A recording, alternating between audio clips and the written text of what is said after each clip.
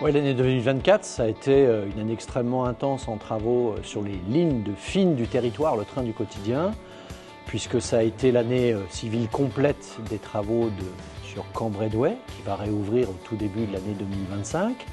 Ça a été le démarrage des travaux sur Laon-Hirson, qui doit encore avoir 2 ans de travaux. La ligne était tellement malade que nous en avons en tout pour 3 ans d'immobilisation du service.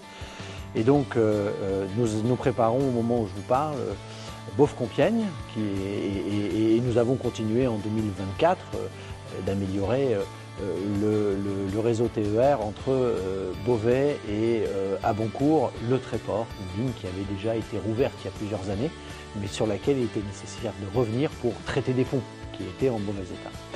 Donc les investissements de la région sont très importants sur les lignes de train du quotidien parce que nous sommes responsables du TER et on veut que ces lignes, qui sont très denses et très nombreuses par rapport au reste de la région, continuent à vivre.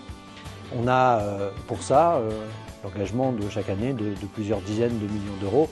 Pour vous donner un exemple, la ligne Laon-Hirson nécessite 93 millions d'euros de travaux pour régénérer cette ligne et pour qu'elle reparte pendant une quinzaine d'années. Donc c'est pas notre vocation, puisque ce n'est pas notre propriété, mais en tous les cas, puisque l'État nous a cédé la responsabilité de l'entretien de ces lignes de train du quotidien, eh ben on l'assume. Xavier Bertrand ne souhaite la fermeture d'aucune d'entre elles.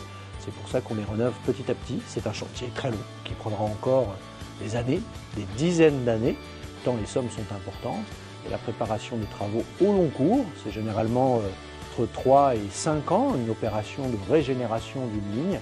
On en a encore quelques-unes sous le pied et tout ça pour maintenir la qualité de service du TER.